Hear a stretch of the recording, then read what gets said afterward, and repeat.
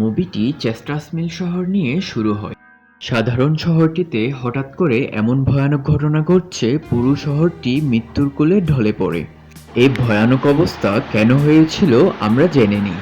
মুভিটি শুরু হয় জঙ্গলের মাঝখানে বারবি নামের একজন মানুষকে দিয়ে। সে একটি মৃতদেহকে জঙ্গলে দাফন করছে। বারবি এরিয়াটির লোকাল মানুষ ছিল না। মাথার আঘাত থেকে বুঝতে পারা যায় মৃত ব্যক্তির সাথে অনেক বেশি মারামারি হয়েছিল। তাকে দাফন করার পর তার গাড়ি নিয়ে শহর থেকে বাইরে বের হচ্ছে। যাওয়ার সময় সেখানে শরীফ নামের পুলিশদের দেখতে পায়। তাদেরকে দেখে ভয় পেয়ে তার ধ্যান গাড়ি থেকে ছুটে যায়। সামহাও সে পুলিশগুলো থেকে বেঁচে যায়। হঠাৎ করে তার সামনে কিছু গরু চলে আসে আর তাদেরকে বাঁচানোর জন্য সে শস্য খেতে চলে যায়। তার গাড়ি সেখানে কাদায় আটকে যায়, তাতে সে একটু ব্যথাও পায়। হঠাৎ করে সেখানে ভূমিকম্পের কারণে পুরো শহরটি নাড়াচাড়া করছে। আকাশ থেকে হঠাৎ করে বারবির সামনে একটি জিনিস পড়ে, সাথে সাথে সবকিছু শান্ত হয়ে যায়। সে দেখতে পায় আকাশ থেকে পড়া জিনিসটার কারণে একটি গরু দুভাগ হয়ে গিয়েছে। সে ভয়ে ভয়ে জিনিসটি ছুঁয়ে বুঝতে পারে এটি একটি ইনভিজিবল ওয়াল। জিনিসটি এত বেশি শার্প ছিল, অনেকগুলো ঘর দুভাগে বিভক্ত হয়ে গিয়েছে। আর সেখানে জয় নামের একটি ছেলে তাকে জিজ্ঞেস করে তুমি ঠিক আছো কিনা। সেও ইনভিজিবল ওয়ালটি দেখে শক হয়। অন্যদিকে লিন্ডার শরীফ জানতে পারে পুরো শহরে পাওয়ার কাট হয়ে গিয়েছে। হোম লাইন, ইন্টারনেট কোনো কিছুই কাজ করছে না, এমনকি স্যাটেলাইটের কানেকশনও কাট হয়ে গিয়েছে। তখনই আকাশে উড়া একটি প্লেন ইনভিজিবল ওয়ালের সাথে ধাক্কা খেয়ে ক্র্যাশ হয়ে যায়। এটা দেখে সবাই আরো বেশি ভয় পেয়ে যায়। এটা দেখে কনফার্ম হয়ে যায় এটা শুধু ইনভিজিবল ওয়াল না, রাউন্ড শেপ ডোম। এটি পুরো শহরকে দুভাগে বিভক্ত করে কভার করে ফেলেছে। অন্যদিকে একটি রেডিও স্টেশনে ফিল এবং তার অ্যাসিস্ট্যান্ট দুদিকে দেখা যায়। তারা কনফিউজড হয়ে পড়ে হঠাৎ করে কেন তাদের সিগন্যাল চলে গেল। ফিল ভাবে এটাই আসল সুযোগ তাদের রেডিও রেটিংকে হাই করা। দুজনেই সিগন্যাল আনার জন্য ট্রাই করতে থাকে। ওখানে একটি ফায়ার ট্রাক ইনভিজিবল ওয়ালের দিকে চলে আসে। বারবি ওই ট্রাক ড্রাইভারকে এই ইনভিজিবল ওয়াল থেকে বাঁচানোর জন্য থামায়। একটু পর সেখানে কিছু পুলিশ অফিসার ইনভেস্টিগেট করার জন্য আসে। এই ইনভিজিবল ওয়াল সম্পর্কে তাদের কিছুই জানা ছিল না। ওই শহরের একজন কাউন্সিলম্যান বিগ জিম চলে আসে, কিন্তু তারও এই ডুম সম্পর্কে ধারণা নেই। এখানে পুলিশ ইনফরমেশন পায় যে শহরের সবগুলো রাস্তা বন্ধ করে দেওয়া হয়েছে, কারণ ক্র্যাশ থেকে বাঁচার জন্য। সেখান থেকে কিছু দূরের একটি করে জুনিয়র নামের ছেলে আর এনজি নামের মেয়ে ইন্টিমেট করছে। এনজি হচ্ছে নার্স, সে জুয়ের বড় বোন। ইন্টিমেট হওয়ার পর জুনিয়র এনজিকে বলে আমি তোমাকে অনেক বেশি ভালোবাসি, কিন্তু এনজি বলে আমি তো এরকম কিছু ফিলই করি না। তাতে জুনিয়রের মন ভেঙে যায় আর তাতেই তাদের মধ্যে কথা কাটাকাটি হয়ে যায় আর এনজি জুনিয়রকে থাপ্পড় মেরে সেখান থেকে বের হয়ে যায়। এরপর আমরা তিনজনের একটি ফ্যামিলিকে দেখতে পাই, যেখানে ক্যারোলিন, অ্যালিস আর নোরি ডোমের দিকে যাচ্ছে। তারা খবরে শুনে নেয় যে ডোম পুরো শহরকে কভার করে নিয়েছে। অন্যদিকে জুলিয়া নামের একজন ইনভেস্টিগেট রিপোর্টারকে দেখা যায়। সে চেস্টার্স মিল শহরে অনেক ফেমাস। একদিন একজন মহিলা তাকে সিক্রেট খবর দেওয়ার জন্য কল করে। সেই মহিলাটি জানায় চেস্টার্স মিল শহরে 6টি ট্রাক কুকিং নিয়ে দেখা গিয়েছে। তার ধারণা মতে শহরে এতগুলো জিনিস আনার কারণে বড় ধরনের ঘটনা ঘটতে পারে। জুলিয়া তাকে ওয়াদা করে যে এসব জিনিস নিয়ে সে ইনভেস্টিগেট করবে, কিন্তু সে বিজি হওয়ার কারণে সেখানে তেমন একটা ধ্যান দিতে পারেনি। এদিকে বিগ জিম রেডিও স্টেশনে গিয়ে এমার্জেন্সি অ্যানাউন্সমেন্ট করে। ক্যারোলি, অ্যালিস, নোরি তারা এটি শুনতে পায়, কিন্তু তারা মনে করে এটা কোনো অ্যাডভার্টাইজমেন্ট। এজন্য তারা অ্যানাউন্সমেন্টে তেমন একটা ধ্যান দেয়নি। তারা ডোমে ধাক্কা খাওয়ার আগেই দেখতে পায় অপোজিট সাইডে একটি গাড়ি ডোমের সাথে ক্র্যাশ হয়ে গিয়েছে, আর তারা এটা দেখেই সাথে সাথে জোরে ব্রেক ধরে ফেলে। এত বড় ইনসিডেন্ট থেকে নৌরি ঢলে পড়ে যায়। এত বড় ইনসিডেন্ট থেকে সে বেহুশ হয়ে যাচ্ছিল, আর বেহুশ হওয়ার আগে সে পিং স্টারের নাম নিচ্ছিল। সেখান থেকে নৌরিকে তাড়াতাড়ি হসপিটালে নিয়ে যায়। হসপিটালে শহরের আহত রোগীতে ভরে গিয়েছে। সেখানে জুলিয়া আর বারবি আহত হওয়া লোকদের নিয়ে আসছে। এই হসপিটালে জুলিয়ার হাজবেন্ডও ডক্টর ছিল আর তার সাথে সেখানে দেখা করতে আসছে, কিন্তু সে হসপিটালে ছিল না। আর সেখানে সে জানতে পারে সেই রোববার কোনো কাজই করতো না, কিন্তু জুলিয়াকে সেই কথা কখনোই বলেনি। হসপিটালের বাইরে বারবি আর এনজিকে দেখতে পায়। দুজনকে একসাথে জুনিয়র দেখে ফেলে, দেখে মাথা খারাপ হয়ে যায়। এখন টাউনের বর্ডারে সৈন্য দিয়ে সিল করে দেয়। অনেকগুলো সায়েন্টিস্ট আর এক্সপার্ট এসেও এটির কোনো আবিষ্কার করতে পারেনি। অন্যদিকে বিগ জিম প্রুপিন নিয়ে কথা বলার জন্য শেরিফের সাথে দেখা করে। এখানে তাদের কথা শুনে বুঝতে পারা যায় তারা ডোম সম্পর্কে আগে থেকেই জানে, কিন্তু খোলামেলাভাবে কোনো কিছুই বলছে না। বারবি শহরে একদিনের জন্য আসছিল, তার থাকার জন্য কোনো জায়গা ছিল না।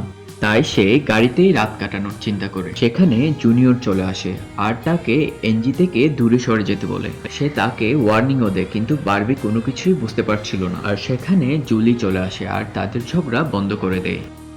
অন্য সিনে দেখতে পাই টাউনের এতগুলো ঘটনার মধ্যে কিছু টিনেজার্স পার্টি করছে। সেখানে জয়ও ছিল আর তার এক বন্ধুর সাথে সেখানের অবস্থা নিয়ে কথা বলছিল। হঠাৎ করে জয় পরে পিংস্টারের নাম নেয়। আগে আমরা নৌরিকিও বলতে দেখেছিলাম। অন্যদিকে জয়ের বোন এনজি ঘরের মধ্যে একলা থাকে আর হঠাৎ করে জুনিয়র তাকে কিডন্যাপ করে তার বাবার পুরনো একটি শেল্টারে নিয়ে যায়। এখানে জুনিয়র জানায় সে আগে থেকে জানতো শহরে কভার করা ডুমটির ব্যাপারে। এখানেই এনজি জানতে পারে বিগ জিম জুনিয়রের বাবা ছিল।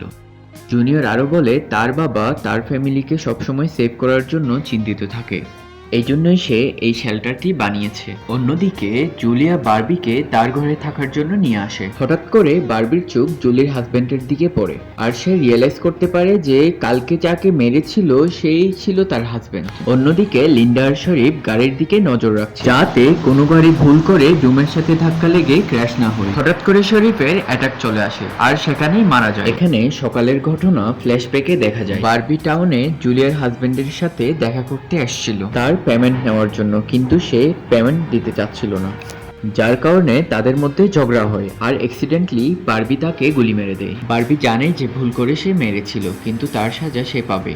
তার থেকে বাঁচার জন্য জঙ্গলে সে বড়িটি দাফন দিয়ে আসে। প্রেজেন্ট মোমেন্টে বারবি ঘুম থেকে উঠে দেখে তার চেন হারিয়ে গিয়েছে। জুলিয়াকেও জিজ্ঞেস করে, জুলিয়া বলে সে খুঁজে পেলে তাকে ফেরত দিবে। তখনই তার মনে পড়ে তার চেনটি সেই কবরেই পড়ে গিয়েছে। অন্যদিকে জয় তার ফ্রেন্ড ব্যানের সাথে ছিল। আগের রাতে সে জয়কে হেল্প করে। সে জয়কে পিকেস্টারের সম্পর্কে জিজ্ঞেস করে, যার নাম সে রাতেই নিয়েছিল, কিন্তু জয়ের এটা নিয়ে কোনো কিছুই মনে নেই। অন্যদিকে ডুডি রেডিও স্টেশনে স্পেশাল ডিভাইস দিয়ে ডোমের বাইরের মানুষের সাথে কন্ট্যাক্ট করতে সফল হয়। সে সোলজার্সদের কথা শুনছিল কিন্তু কোনো রিপ্লাই দিচ্ছে না। অন্যদিকে সোলজার্সরাও কনফিউজ যে এই ইনভিজিবল ওয়ালটি কি।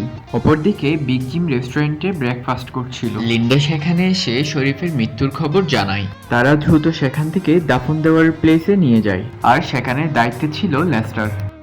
অন্যদিকে এমজি শেল্টারে হেল্পের জন্য অনেক ট্রাই করে কিন্তু সফল হয় না, আর জয় ওখানে এসে তাকে ব্যাডের মধ্যে চেন দিয়ে বেঁধে রাখে। অন্যদিকে বিগ জিম লেস্টারকে শরীফের কাছে নিয়ে আসে। শরীফ লেস্টারেরও বন্ধু ছিল। শরীফের মৃত্যুতে সে অনেক বেশি দুঃখ কষ্ট পায়। লিন্ডা যখন চলে যায়, বিগ জিম সাথে সাথে আগের সপ্তাহের প্রফিনের সম্পর্কে জিজ্ঞেস করে।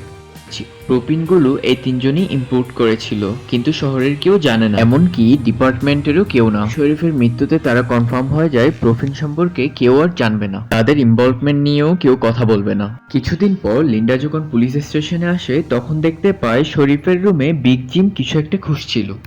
লিন্ডা জিজ্ঞেস করলে বলে সে উইল পেপার খুঁজছিল, কিন্তু আসলে প্রফিনের সাথে ইনভলভ পেপারগুলোই খুঁজতে আসছিল।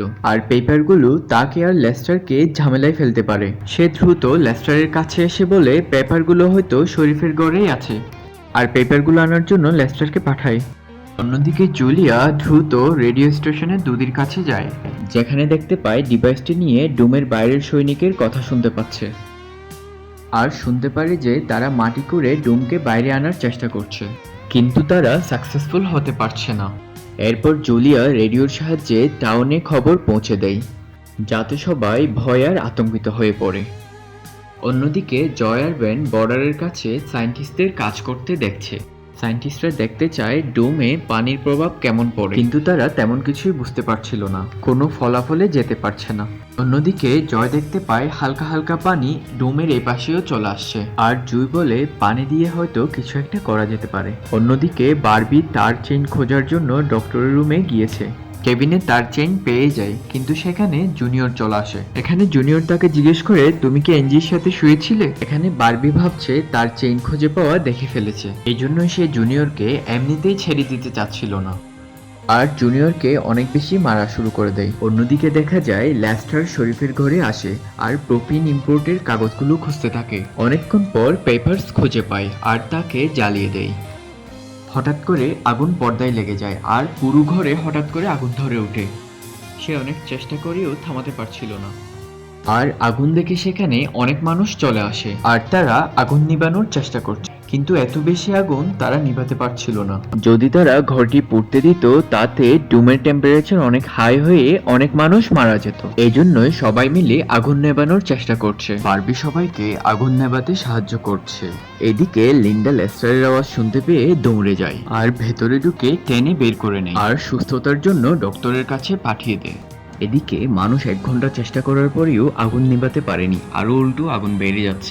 শেষ পর্যন্ত জিম এসকেলেটর এনে ঘরটি ভেঙে দেয়, তাতে আগুন শান্ত হয়। তারপর সেখানে সব মানুষ একসাথে হয়। সেখানে পল নামের একজন পুলিশ ফ্রাস্ট্রেটেড হয়ে বলে, আমরা এই ডুম থেকে কখনোই বের হতে পারবো না, কারণ ডুমের কারণে আগুনের ধোঁয়াগুলো বের হচ্ছে না। আমরা সবাই এই ডুমের ভেতরেই মারা যাব। এটা বলেই সে ডুমের দিকে গুলি ছুটে আর ডুমের সাথে ধাক্কা লেগে অন্য একটি পুলিশের গায়ে চলে আসে আর সে মারা যায়। আর পলকে অ্যারেস্ট করে নেয়। হালকা অন্ধকারে জয় এবং তার বন্ধু স্কেটিং এর জন্য আসে আর সেখানে নুরি জয়ের কাছে এসে বলে, আমার ফোন চার্জ করতে হবে। সে তাকে জয়ের ঘরে নিয়ে যায়, কারণ তাদের ঘরে জেনারেটর ছিল, অন্যান্য কারো কাছে তেমন একটা ছিল না। এদিকে লিন্ডা পলকে জেলে নিয়ে আসে। জেলের বাইরে কিছু মানুষ প্রটেস্ট করছিল, তারা আসলে পুলিশদের বিরুদ্ধেই প্রটেস্ট করছিল। জিম সবাইকে শান্ত করার জন্য বলে, প্রয়োজন হলে সবাইকে হেল্প করব। জেলে ঢোকার পর হঠাৎ পলের হার্ট অ্যাটাক চলে আসে, তাতে লিন্ডা হেল্প করার জন্য ভেতরে ঢুকে, কিন্তু তখনই সে জানতে পারে পল অ্যাটাক আসার অ্যাক্টিং করছিল। সুযোগ বুঝে লিন্ডাকে মেরে জেলে আটকিয়ে দেয় আর সেখান থেকে পল পালিয়ে যায়। এদিকে সেফ হাউসে জুনিয়র এনজির কাছে আসে।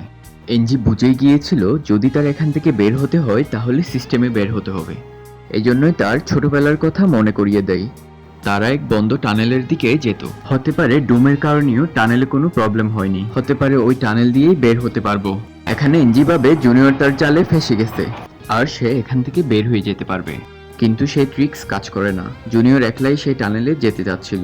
এদিকে জিম যখন ভেতরে আসে দেখতে পায় পলের জায়গায় লিন্ডাকে আটকানো, সাথে সাথে তাকে ওখান থেকে বের করে। তারা জানতে পারে পল এখান থেকে কিছু রাইফেল আর বন্দুক নিয়ে গিয়েছে। লিন্ডা তাকে খোঁজার জন্য জঙ্গলের দিকে যায়, কারণ সে জানতো যে শিকারের জন্য সে সবসময় জঙ্গলের দিকে যেত। আর জিম পলকে ধরার জন্য একটি টিম বানায়। সেই রেস্টুরেন্টে ক্যারোলিন নুরির কথাই ভাবছিল, কারণ নুরি তার মাকে না বলে জয়ের ঘরে থেকে গিয়েছে। এদিকে জিম পলকে ধরার জন্য টিম বানানোর চেষ্টা করছে। সেখানে বারবিও ছিল, তাকেও জয়েন করার কথা বলছে, কারণ সে আগুন নিভানোর সময় ভালোই লিড করছিল। এরপর তারা জঙ্গলের দিকে রওনা দেয়। সেখানে বারবি জানায় সে মিলিটারির সাথেও ছিল। অন্যদিকে জুলিয়া জুনিয়রকে টানেলের দিকে যেতে দেখে। সে তাকে ডেকে থামিয়ে জিজ্ঞেস করে, ব্যাগ নিয়ে কোথায় যাচ্ছ? জুনিয়র অনেক তাড়া করছিল আর নার্ভাসও ছিল। সে বলে, পাশেই আমার কিছু বন্ধুর সাথে দেখা করতে যাচ্ছিলাম। তার কথায় জুলিয়ার সন্দেহ হয়, তার পিছু নিয়ে টানেলে পৌঁছে যায়। ওদিকে জয় আর নুরি একসাথে জয়ের ঘরে নাস্তা করছে। জয় আগে কখনো কোনো মেয়ের সাথে একলা ছিল না, তাই সে অনেক নার্ভাস ছিল। সেখানে নুরি কনফিডেন্ট এবং ফ্রিলি কথা বলে। সেখানে বেন 2জন মেয়েকে নিয়ে তার ঘরে নিয়ে আসে, তাদের ফোন চার্জ করার জন্য আর তাদেরকে ইমপ্রেসও করার জন্য। জয় না চাইতেও তাকে পারমিশন দিয়ে দেয়, কারণ এই সময়ে জেনারেটরটা অনেক কাজে দিচ্ছে। মেয়েকে ইমপ্রেস করার জন্য এটার মিসইউজ করা তার ভালো লাগছে না। অন্যদিকে সার্চ টিম জঙ্গলে পলকে খুঁজে পেয়েছে, কিন্তু ও সময়ই পল একজন মেয়েকে পায়ে গুলি করে দেয়। টিমের একজন তাকে সেভ করার জন্য দৌড়ে যায়। জিম আর বারবি এখন পলকে ধরার জন্য যাচ্ছে।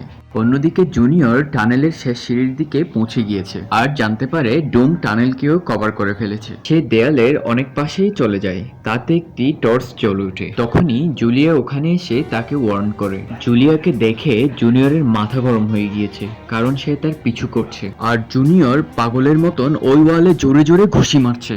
জুলিয়া তাকে থামায় আর বসে কথা বলে। জুলিয়া তাকে বলে, পাস্টের একটি ভুলের কারণে সাংবাদিকতার এই বেকার পেশায় থেকে গিয়েছি।